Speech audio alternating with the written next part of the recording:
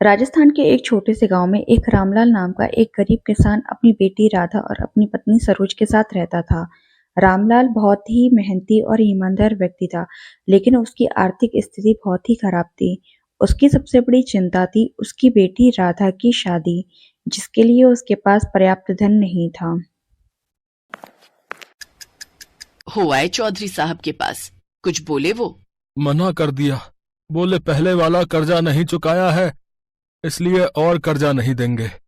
पता नहीं हमारी बेटी राधा की शादी के लिए पैसों का इंतजाम अब कैसे होगा। हर दिन मेरी चिंता बढ़ती जा रही है। लड़के वालों को भी ज्यादा दिनों तक टाल नहीं सकता। कम से कम बारात के भोज की तैयारी के पैसे ही जुटा पाता। श्याम बाबा पर भरोसा रखो जी, वो हमारी मदद जरूर करेंगे।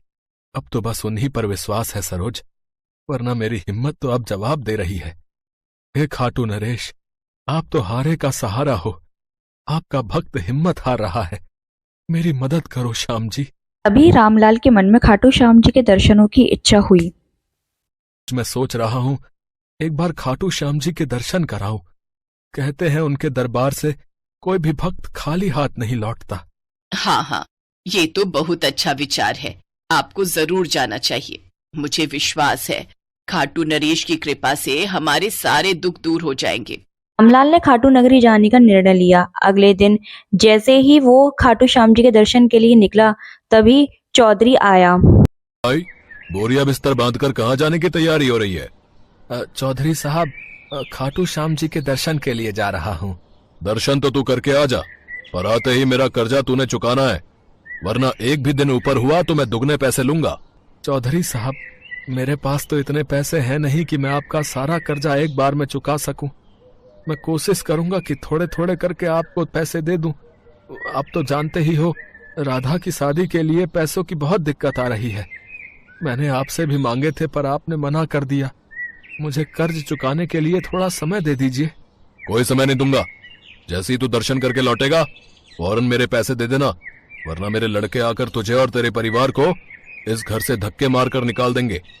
और तेरा घर का सारा सामान और वो तेरा जमीन का टुकड़ा मैं अपने कब्जे में कर लूंगा, समझा? जा रहा हूँ, 2 दिन बाद फिर लौटूंगा।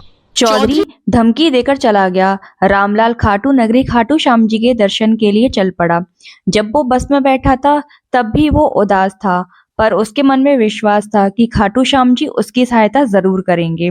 रामलाल बस से उतरा और दर्शन करने के लिए खाटू श्याम जी के मंदिर में पहुंच गया। उसने खाटू श्याम जी के मंदिर में सच्चे मन से प्रार्थना की, खूब भक्ति भाव से उनकी पूजा की, उनके चरणों में अपना शीश झुकाकर अपने परिवार की सुख और शांति के लिए प्रार्थना की। दर्शन के बाद वापस आने के लिए जब रामलाल बस स्टैंड जा रहा था, तभी रास्ते के किनारे उसे एक सेठ मिले। भाई, जरा सुनो, मुझे तुम्हारी मदद की जरूरत है। अचानक मेरी तबीयत खराब हो गई है। मैं यहीं का रहने वाला हूँ। यहाँ से थोड़ी दूर मेरी हवेली है। क्या तुम मुझे मेरी हवेली तक ले चलोगे? बहुत दिनों से खाटू नरेश के दर्शन नहीं किए थे। खाटू श्याम जी के दर्शनों के लिए ही निकला था। दवाई रख के लाना भूल गया। घर पर जाकर दवाई लूंगा तो तबीयत ठीक हो जाएगी। अब बहुत देर से इस रास्ते से किसी के निकलने की प्रतीक्षा कर रहा था, फिर तुम्हें देखा। अब तुम बहुत भले मानव लगे, इसलिए तुम्हें आवाज लगाई। जी जी जरूर, चलिए मैं आपकी मदद करता हूँ। रामलाल ने सेठ जी को सहारा दिया और उसे उसके घर तक पहुंचाया। बातों ही बातों में रामलाल ने अपना दुख सेठ जी को बताया। तुम बहुत अच्छे इंसान हो, तुमने मेरी मदद की है, अब मैं तुम्हारी मदद करना चाहता हूं। समझो, खाटू नरेश की यही इच्छा है कि मैं तुम्हारी मदद करूं। मेरा तो इस दुनिया में खाटू नरेश के सिवा कोई नहीं, इसलिए मैं तो बस उनकी भक्ति में रहकर अपना जीवन बिता रहा हूं। मेरे पास खाटू नरेश की कृपा से बहुत धन दौलत, जमीन जायदाद है, पर ना ही मेरी पत्नी है और ना ही मेरे बच्चे। इसलिए मैं इतनी सारी जायदाद और धन दौलत का क्या ही करूंगा।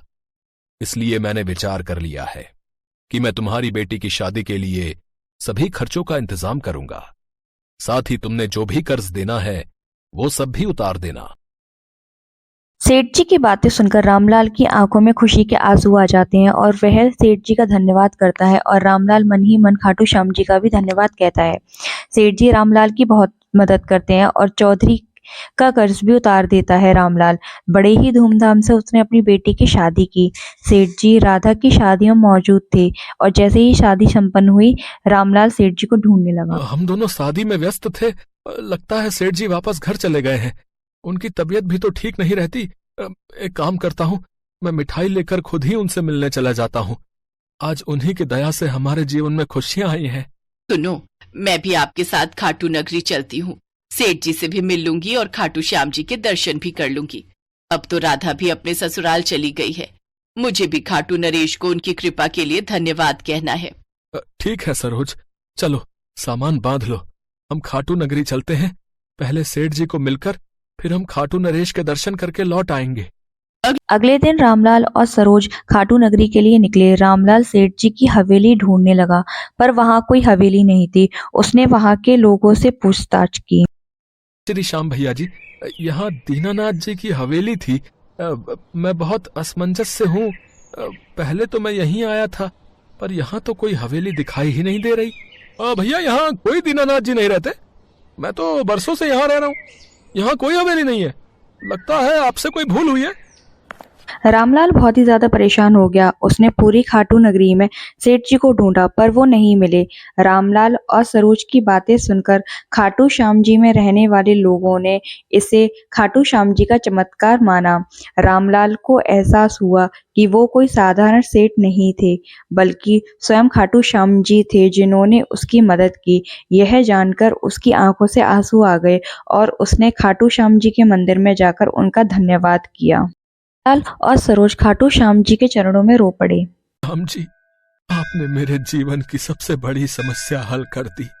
मैं आपका तहे दिल से आभारी हूँ। हे श्याम बाबा, आपकी सदा ही जय हो, सदा ही जय हो। हारे का सहारा खाटू श्याम हमारा। रामलाल और सरोज खुशी खुशी खाटू श्याम जी के दर्शन करके घर वापस लौटते हैं। ये कहानी हमें सिखाती है कि सच्ची श्रद्धा और विश्वास से भगवान हर समस्या का समाधान कर सकते हैं।